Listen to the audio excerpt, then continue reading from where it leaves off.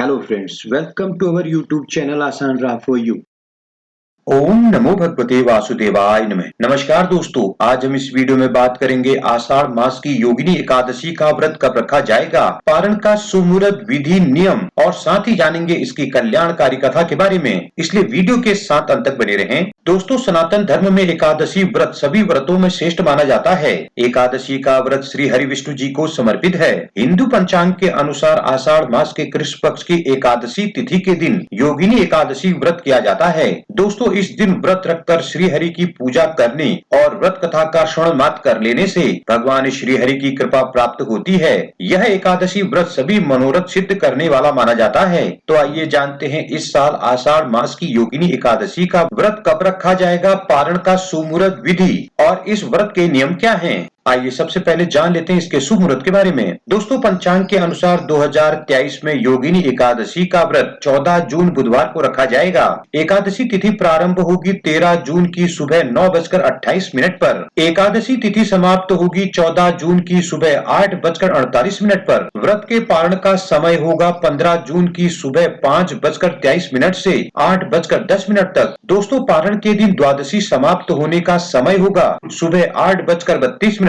आइए जान लेते हैं इसकी विधि के बारे में। दोस्तों, धार्मिक मान्यताओं के अनुसार एकादशी व्रत के नियमों का पालन दशमी से ही शुरू करना चाहिए। व्रती को दशमी तिथि के दिन सात्विक आहार लेना चाहिए और भगवान विष्णु का स्मरण करते हुए एकादशी पर ब्रह्म बेला में उठकर स्नान के बाद सूर्य देव को जल का अर्घ देने के बाद आचमन कर व्रत का संकल्प लेना चाहिए। दोस्तों, सर्वप्रथम अपने आराध्य देव को स्मरण कर भगवान श्री हरि विष्णु जी की पूजा करें। पूजा में विष्णु प्रतिमा को फल फूल दूध दही पंचामृत कुमकुम अक्षत तुलसी दल अर्पित कर धूप दीप करें। दोस्तों, व्रती को दिन भर उपवास करना चाहिए। आप चाहें तो दिन में फल और पानी ग्रहण कर सकते हैं। शाम को पुनः विष्णु जी व माँ लक्ष्मी जी की पूजा कर व्रत कथा सुने या पढ़ें और आरती व प्रार्थना करें। दोस्तों, अगले दिन द्वादशी तिथि पर व्रत का पारण कर ब्राह्मण या किसी जरूरतमंद को भोजन कराकर उन्हें दान दक्षिणा देकर विदा करें। पारण मुहूर्त में ही पारण कर दान आदि के बाद ही व्रत खोलें। इस दिन भगवान विष्णु जी के साथ साथ पीपल के वृक्ष की पूजा का भी विधान है। आइए जान लेते हैं पारण कब और कैसे करना चाहिए।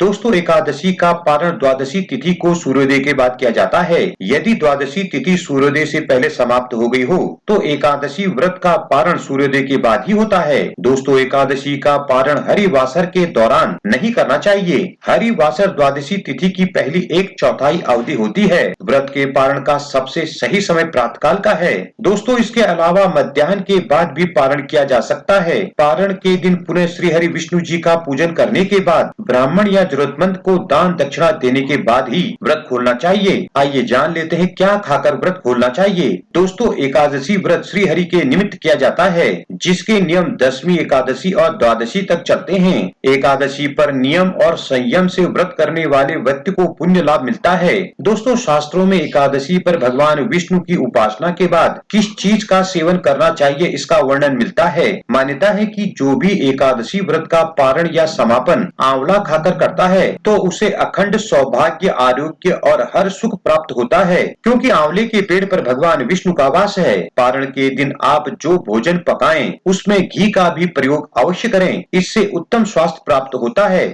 आइए अब जान लेते हैं इसकी कल्याणकारी व्रत कथा के बारे में। दोस्तों, योगिनी एकादशी व्रत की कथा के अनुसार एक बार की बात है जब स्वर्ग लोक में कुबेर नाम का एक राजा रहता था, जो बड़ा शिव भक्त था, प्रतिदिन शिव आराधना करता था। दोस्तों, उसका हेम नाम का एक माली था जो हर दिन पूजा के लिए फूल लाता था। माली की पत्नी विशालाक्षी बहुत ही सुंदर थी। एक दिन प्रातःकाल हेम माली मानसरोवर से फूल तोड़ने गया, लेकिन अपनी रूपवती स्त्री से कामशक्त होकर दोपहर तक राजा के यहाँ नहीं पहुँचा। राजा ने विलंब का कारण जाना तो उसने माली को श्राप दिया कि तुम्हारा स्वर्ग से पतन होगा और तुम धरती पर स्त्री वियोग और कुष्ठ रोग का कष्ट भोगोगे। दोस्तों, कुबेर का श्राप फलित होते ही माली हेम धरती पर आ गिरा। उसे कुष्ठ रोग हो गया और उसकी स्त्री भी चली गई। कई वर्षों तक पृथ्वी पर अनेकों कष्ट सहने के बाद एक दिन उसे मार्कंडेय ऋषि के दर्शन हुए। उसने अपनी सारी व्यथा उन्हें सुनाई और अपने प्रायश्चित का मार्ग पूछा। दोस्तों, मार्कंडेय ऋषि ने उसे योगिनी एकादशी के व्रत के महात्म्य के बारे में बताया। उन्होंने कहा कि भगवान विष्णु को समर्पित ये योगिनी एकादशी का व्रत तुम्हारे समस्त पापों को समाप्त कर देगा और तुम पुनः भगवत कृपा से स्वर्ग लोक को प्राप्त करोगे।